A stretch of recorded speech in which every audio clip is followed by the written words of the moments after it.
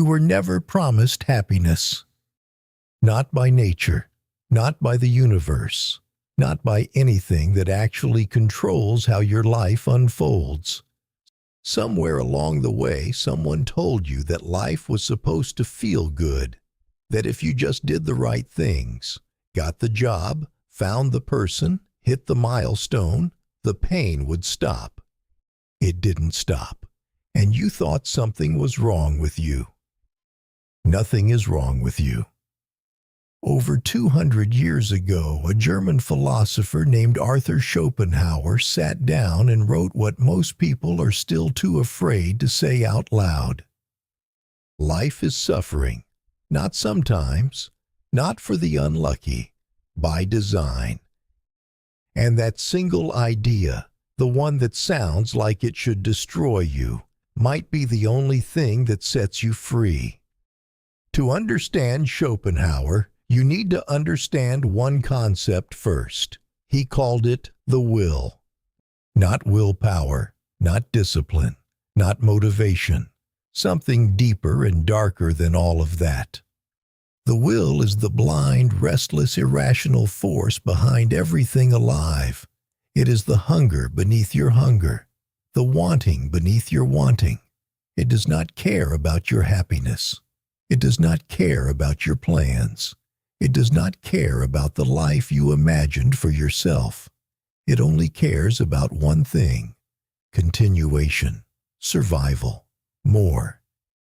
You feel it every single day, that pull towards something you can't name, the need to chase, to acquire, to fix, to become. You think it's ambition. You think it's personal growth. You think it's you making choices. Schopenhauer said no. It is the will using you. You are not the driver. You are the vehicle. And the vehicle doesn't get to choose the destination. And here is the part that changes everything. The will can never be satisfied, by definition, because the moment you get what you want, the wanting doesn't stop. It doesn't rest. It shifts. It finds the next thing, and the next, and the next. An endless chain with no final link. You've felt this. You've achieved something you spent months or years working toward, and within days, sometimes hours, the emptiness returned. The thing you were certain would change everything changed nothing. That isn't failure. That isn't you being ungrateful. That is the architecture of being alive. Schopenhauer described human life as a pendulum swinging between two states, pain and boredom. When you want something and don't have it, you suffer. That's pain. The ache of desire unfulfilled, the gap between where you are and where you think you need to be. When you finally get it, the satisfaction lasts a moment, maybe a day, maybe a week if you're lucky. Then it fades, and what replaces it is not peace. It is boredom, a flatness, a gray restlessness that makes you immediately start wanting again. Pain, boredom, back and forth, your entire life. Think about your own experience for a moment. Be honest with yourself. How many times have you told yourself, once I get this, I will be okay.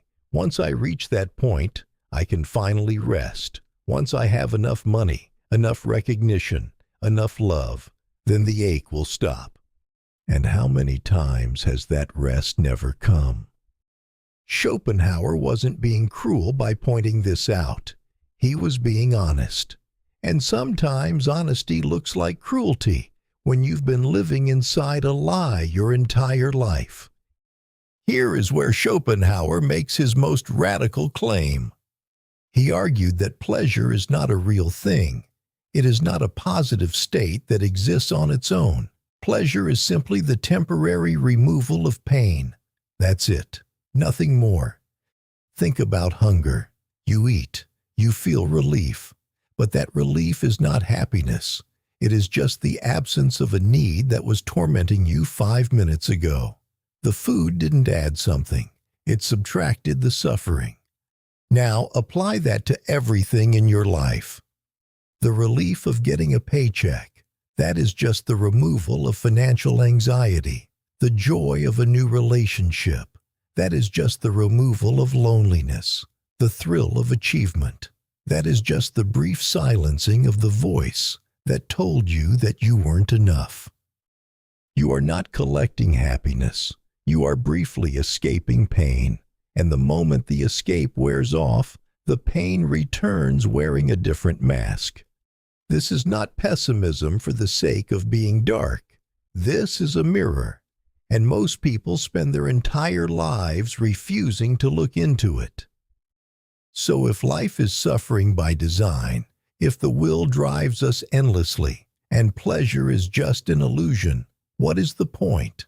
Why keep going? Why get out of bed? This is where most people stop reading Schopenhauer. They hear the diagnosis and assume there is no cure. They walk away thinking he was just a miserable old man who hated life. But Schopenhauer did offer a way through, not a way out, not an escape, through, and the difference matters. The first path he described was art. Music, painting, literature, poetry. Schopenhauer believed that in the moment you truly lose yourself in a work of art, not casually enjoy it, but genuinely disappear into it. The will goes quiet. You stop wanting, you stop needing, you stop being pulled by the endless chain of desire, and just exist in pure contemplation. For a few minutes, the pendulum stops swinging. Think about the last time a piece of music stopped you in your tracks. The last time a film made you forget your own name for 2 hours. The last time words on a page made the noise inside your head go completely silent. That wasn't entertainment. That wasn't a distraction. That was temporary liberation from the will. A glimpse of what it feels like to simply be, without wanting. The second path he described was compassion. Schopenhauer argued that when you truly recognize that every living being around you is trapped in the same cycle of wanting and suffering as you are, something shifts inside you. The wall between you and others dissolves. Their pain is your pain. Your pain is theirs. And in that recognition, the ego, the thing the will uses to keep you isolated and chasing, loosens its grip. This is not some soft, sentimental idea about being nice. This is Schopenhauer saying that selfishness is a prison built by the will to keep you running. And compassion, real, raw, honest compassion, is the closest thing to a key. The third path, and the most extreme, was renunciation. The deliberate, conscious denial of desire. Schopenhauer looked at ascetic traditions across the world, Buddhist monks, Christian hermits, Hindu mystics, and saw people who had figured out the game. If wanting is the source of all suffering, then the most radical act a human being can perform is to stop wanting.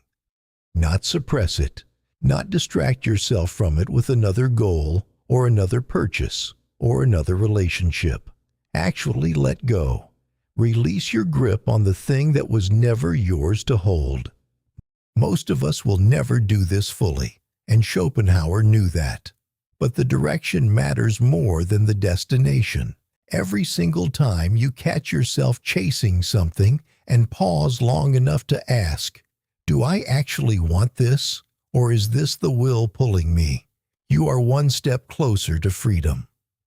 Now here is what I think most people miss about Schopenhauer. They call him a pessimist. They read the suffering part and close the book. They use him as an excuse to be cynical, or they dismiss him entirely because his ideas feel too heavy to sit with. But Schopenhauer was not trying to make you hopeless. He was trying to make you honest. Because the cruelest thing the world ever did to you was promise you happiness. That promise is the source of most of your pain. Not the suffering itself, but the belief that you shouldn't be suffering, the gap between what you were told life would be and what life actually is. When you drop that expectation, when you finally let go of the idea that you're owed a painless existence, something strange happens. The weight gets lighter, not because life gets easier, but because you stop fighting what it is. You stop comparing your insides to other people's outsides. You stop waiting for the magical moment when it all clicks and the pain finally ends. You accept the pendulum, and in that acceptance, for the first time, you find something that looks a lot like peace. Not happiness, not bliss, not the feeling you were promised. Peace, the kind that can only come from truth. Schopenhauer lived alone for most of his life. He was largely ignored during his career.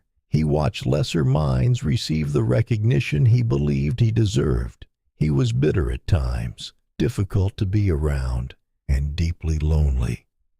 And yet, in his final years, the world caught up. His work was translated into dozens of languages.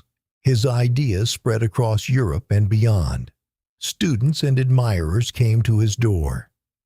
When asked if he was finally happy, he essentially said, "I was right about the world, and the world proved it." Happiness was never the point. Truth was.